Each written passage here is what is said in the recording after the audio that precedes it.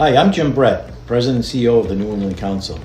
Thanks for tuning in to this month's episode of Inside the Corner Office, where we catch up with the leaders of some of our region's most well-respected businesses and organizations to learn more about their career paths and about the institutions they lead.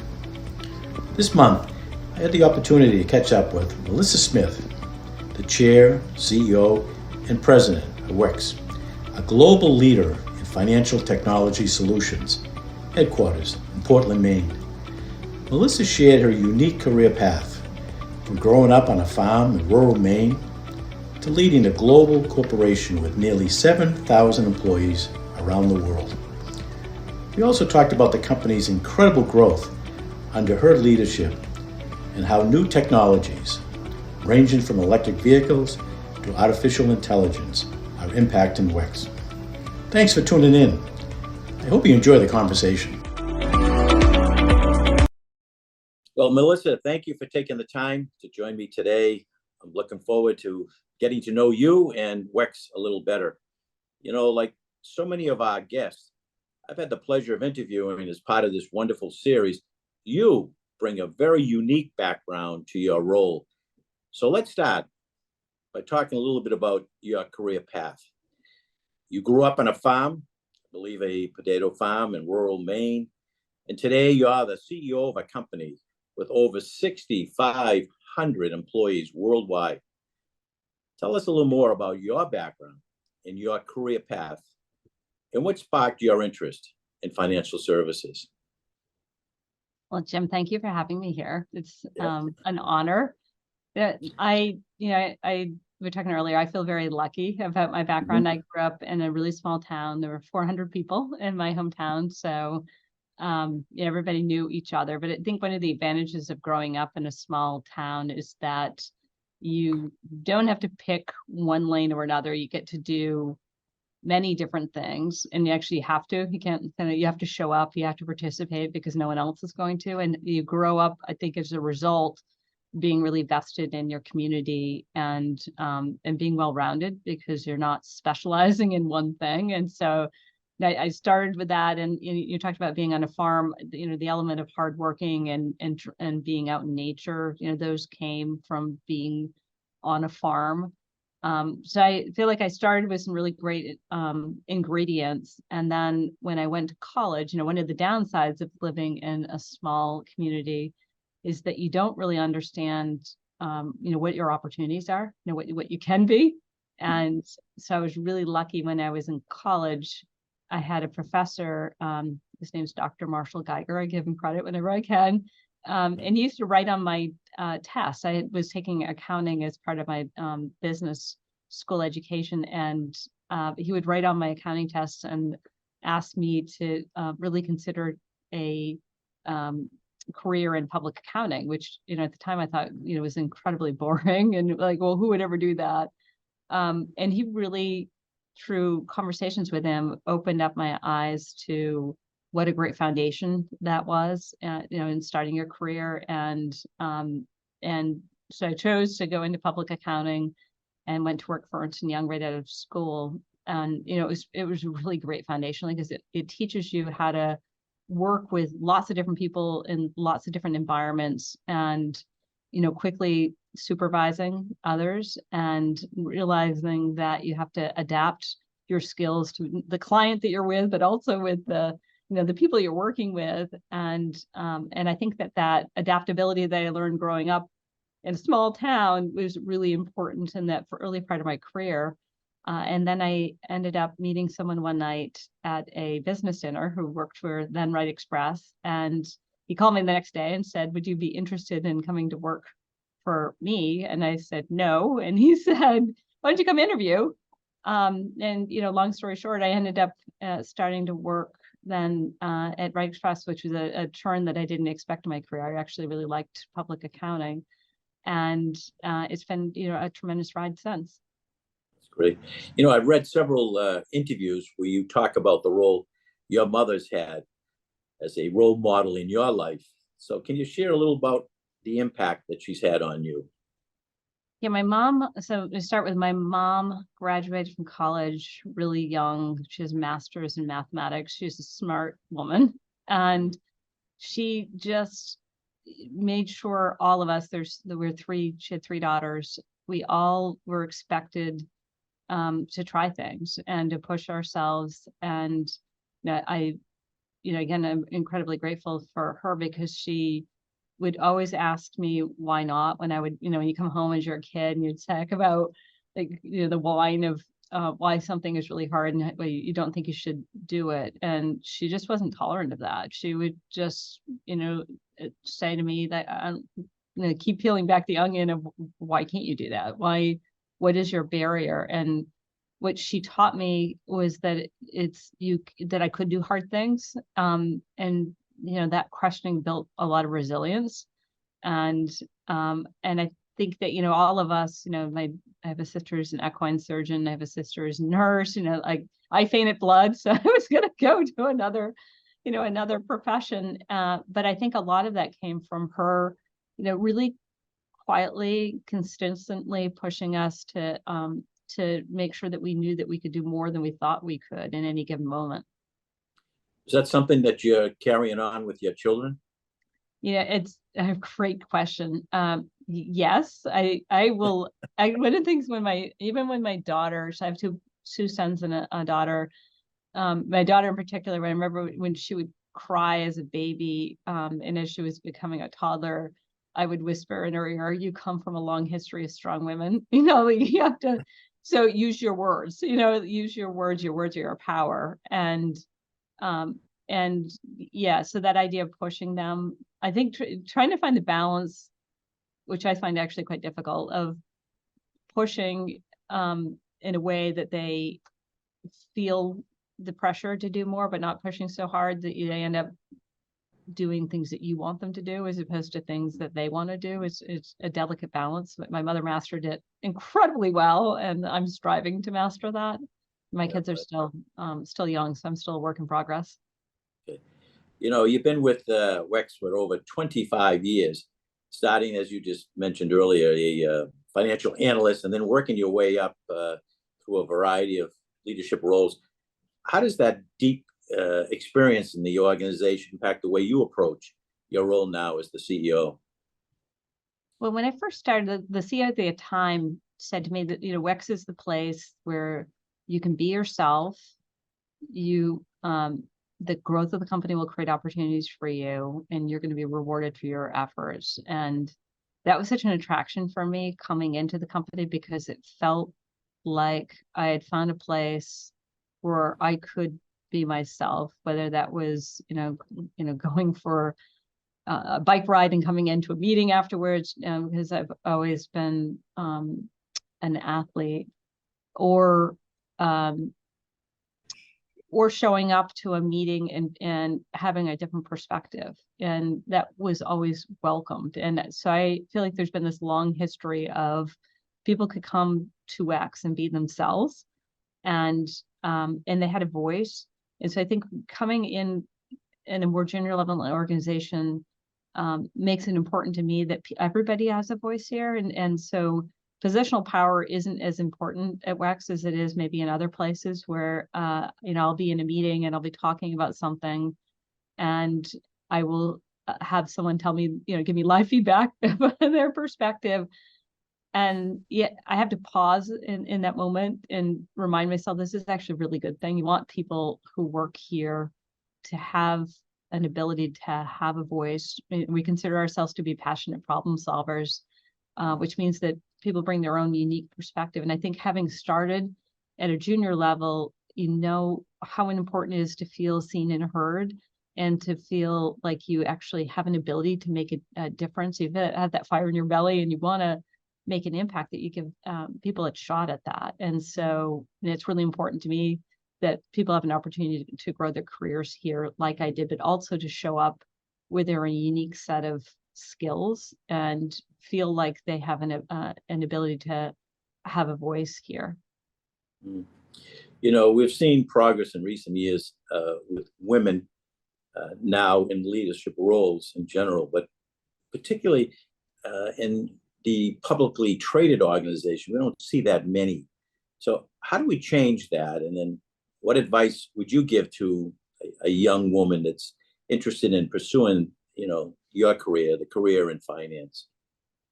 Yeah, it's a great observation that I think there's still only 10% of the Fortune 500 that are CEOs that are female, and so it's still relatively low numbers. Haven't really changed a lot in the period of time that I've been a CEO here for the last 10 years. I think giving women opportunity, is really important. I'm a big advocate around making sure that that companies have diverse slates, when they're hiring, so that you have the opportunity. You still hire the best candidate, but you make sure that you're bringing in people that have different type of backgrounds and exposure and profiles than you do. I think that makes you stronger as a leader to have that diversity. I'm also a big proponent, as the people here at WEX and our board of directors, around equal pay. It's something that we're proud of, is that we have been providing equal pay, for quite some time. We talked about it last year in our ESG report, because I think that also draws in talent, because they know that they're going to be treated equally, which is really important. But I think it starts early, is having women giving opportunities, and women, frankly, raising their hand and accepting those opportunities is really important along the way. One of the things that was really instrumental in my career was the idea that I whenever I was given an opportunity, I said yes to that. And some of them were lateral or, solving problems that weren't the most glamorous things in the organization, but it gave me an opportunity to show what I was capable of in different settings than, particularly because I came up in a technical, setting with a technical background. It allowed, people to see me in an environment where I wasn't just providing a technical capability. And I think that, was really helpful of moving me forward. And I think the second thing that women, don't always do is make sure that you're really thinking about mentorship. And, in my mind, there's a natural orientation that I have, and I think a lot of women have, towards relationships. And if you can find ways that you can bridge those relationships into people where you can learn and get greater exposure, I think that is also really beneficial, and is something that brings you forward, because you have this relationship for someone, you're learning from someone, but they also naturally going to want to sponsor you, through your career. And so I would just say two things. It's, make sure that you really lean in on opportunities, even if they may not make, obvious sense to you. And second, seek mentorship and sponsorship along the way. I think I read somewhere that 40% of your leadership team are women. Yes. That's right. Yep. And you'd say that if you look at our board of directors, all the way through to our executive leadership team. And yes, we are, quite diverse as a company, and particularly do well on gender diversity. That's great. Well, let's shift gears and talk a little more about WEX and that incredible company that you lead.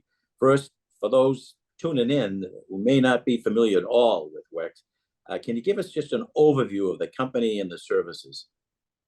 Yeah, so WEX has been around for a long time. We started in 1983, so we were a fintech before being a fintech was cool. The company started as a fuel card company, and then over time we build upon that capability, building software for businesses. So our purpose is to simplify the business of running a business. We provide software tools that allow our customers to do that. And we're particularly focused on three verticals. One is mobility. The second is travel and corporate payments. And the third are benefits, where we create specialized tools that are integrated within their systems that allow them to focus on what they do best. And, for some of those customers, it's growing, some of them are efficiency. But our payment streams are really embedded across our customer base, and we do business with about 800,000 customers globally. We move about $200 billion worth of transaction value through the company in the course of the year, and we're on this great growth trajectory. I mean, the company has grown significantly over the course of your tenure as the CEO, beginning in 2014. But revenue has doubled. The company is diversified. You expanded.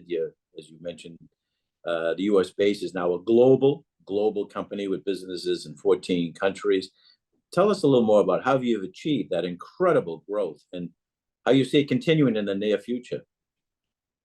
But we are in large markets. And so if you look at our TAMs, they're large markets, they're growing markets.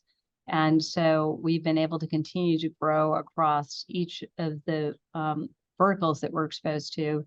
And, it's been a combination of organic growth supplemented through M&A. And, as you said, I think when I became CEO, we had about 800 million in revenue. This year, the midpoint of our guidance is 2.5 billion. So it's been, a really great growth story. And I would say we're not done yet. I think it's really important to have ambition at the top of the house and to continue to push to see what we're capable of doing. And I feel very strongly that the best is yet to come. If you look at the future of the company and where we see growth, it will continue to be a combination of organic growth. And I'd say that's our primary driver. We say 8 to 12% of our growth comes from that, and then another 2 to 3% on top of that from M&A, leading to that 10 to 15% top line growth is our long-term aspiration, and we've done really well about delivering in that. Right. WEX is a tech leader in Maine, which is not a state that is particularly known as a tech sector. So with all the growth and the increased global presence, can you talk about the decision to maintain the global headquarters right there in Portland? And has it been a challenge to attract that talent that you need to grow in the future? So I've gotten this question a lot. I would say I got it a lot more pre-pandemic, where people would question, headquarters in Maine, is that a place where you can continue to grow? To say our culture is really rooted in the values of Maine, and it's really been an important part of the growth story of the company. If I talk to our customer, that they talk a lot about the relationship they have with the people that work at WEX, which really ties into the culture of how do we treat the employee, how that employee treats the customer. So it's a great circle that we've built over time, and I think that really comes to our main roots. Now we are a global company, and so we have about 1,200 employees in Maine. Talking about the 6,500 that we have and growing globally. And so we have employees literally, all over the world. And our ability to attract, I would say, has only gone up over time for a couple of reasons. It's a great growth story. So, people look at a track record, they can say, I can see how you can continue to grow this company. Payments has become cool over time, and so it's also a very trendy part of the market. And Maine has become much more cool over time too, and certainly, post pandemic, where people have lived anywhere and shown that they can do so and work from wherever they choose to live. I think that kind of idea that being in Maine might be a negative, I think is actually flipped to, I would say, our ability to attract talent and move them here is only increased over time. And I think that, again, like the cultural aspects of the company is really rooted in our heritage here in Maine. And so I feel like it's something we just continue to build upon. As you mentioned, one of the company's key business area is the fleet management, what you refer to as mobility. Yes. In recent years, we've seen a huge uptake in the adoption of electric vehicles, and I understand that you just a few months ago announced $100 million investment in electric vehicle transition. Tell us a little more about that major investment and how WEX is supporting customers who are transitioning to EV fleets. Yeah, so we do business with just under 19 million commercial vehicles globally, and if you think that those customers are people that are some of them are long haul trucks, but the majority of them are people that are landscapers and florists and people who happen to have a truck as part of their business, or it might be a car, it could be a pharmaceutical fleet. So you think we do business with a great cross section of different industries. What they're experiencing as they go through this migration, which will happen over a long period of time, is this added complexity of their life, that now they have an ICE vehicle, but they're, potentially want to add an EV vehicle. What they really want is the ability to integrate all the data associated with their fleet in one spot and understand the total cost of ownership of that fleet. So where we have come into that is said we're building products that allow our customers to do that. So they have the ability to do at-home reimbursement if they're charging their vehicle at night. They have the ability to charge as they drive around, and then we're building depot capability with the idea that no matter how the vehicle gets used, that will be integrated back into the information they have with their ICE vehicle, so they have one consolidated offering. And then on top of that, we're looking at ways that, because there's such an explosion of experimentation that's happening in this marketplace, we announced this fund with an eye to invest in early stage companies. A lot of them are pre-revenue or barely making money, or not making money at all, but they're really early stage. And Lauren, from what they're seeing in this marketplace globally, and at the same time be able to expose those services to our customers and learn from our customer set which of those offerings are attractive to our customers. And so we've made a few investments so far. And we're really excited about this because we think it's just another tool where we'll continue to build upon the business that we have, the assets that we have right now, creating great customer experiences for our existing customers as they make this migration. But then on top of that, be able to experiment much more rapidly with the use of this fund. It seems that not a day goes by that I don't hear or see a headline about artificial intelligence and how different industries are leveraging AI to better serve their customers or clients. And I know that WEX is no exception. So can you share with us how WEX is using AI and the role you see it playing in your business going forward? I am a big believer in AI. So I'm going to start with that I know that there is risk with AI, so we're really thoughtful about how we're approaching AI. But I also see a tremendous opportunity.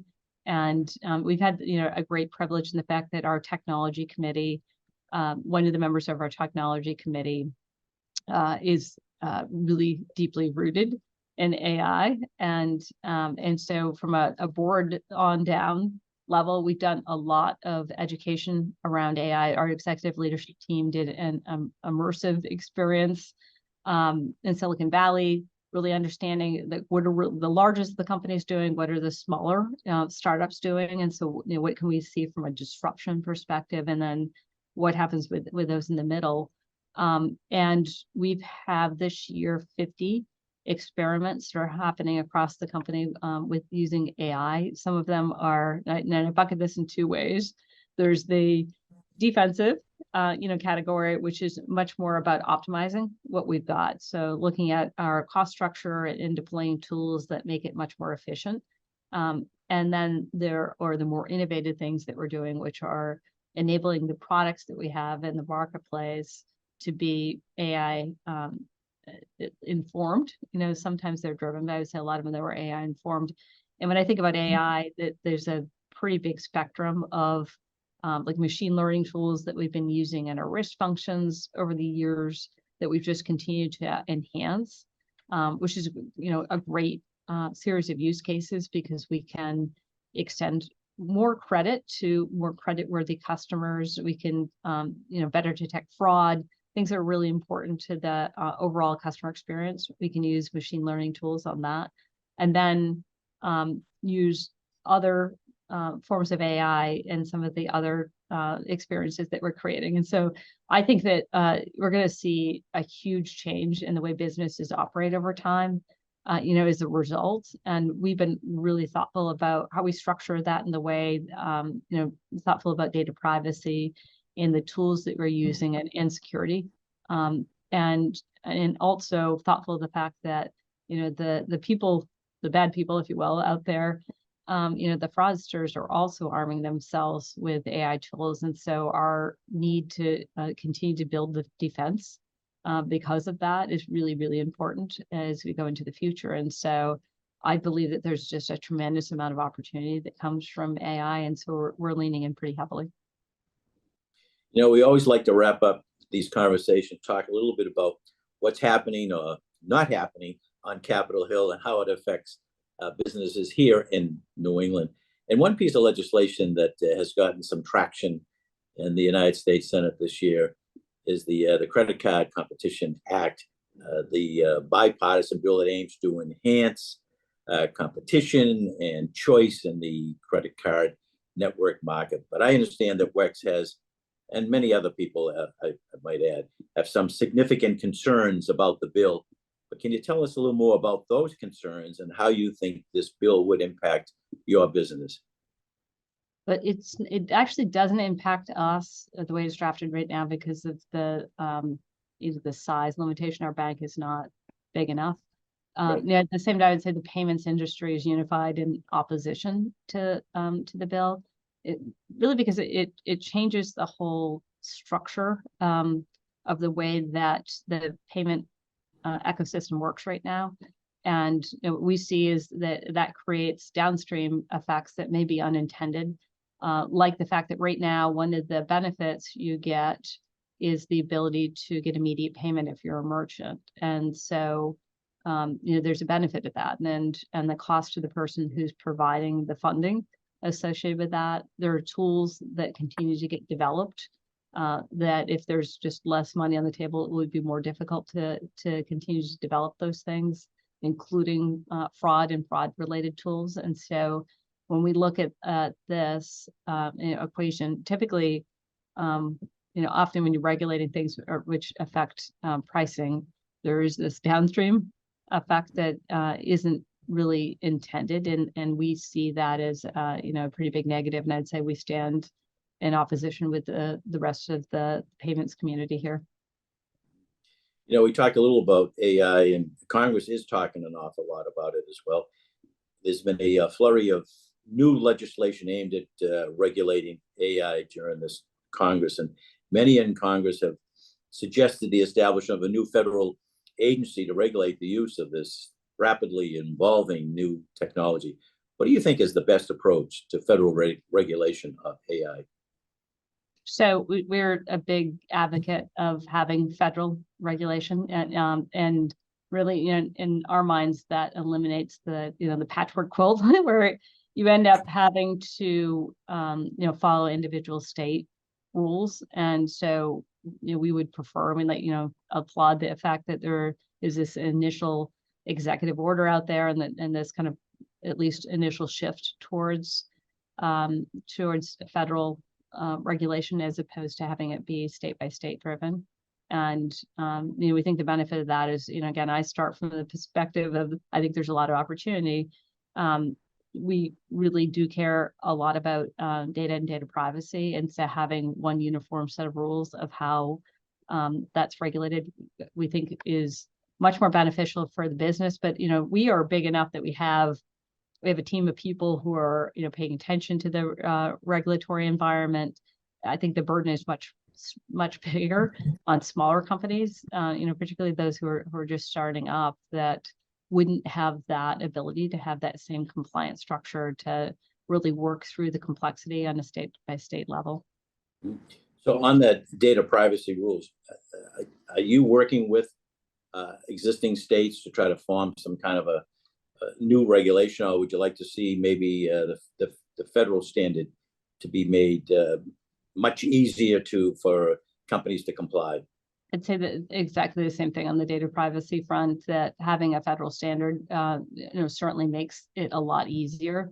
And again, like we have a huge staff of people who are working on compliance issues on a global basis. Data privacy is one of those things that creates a tremendous amount of complexity.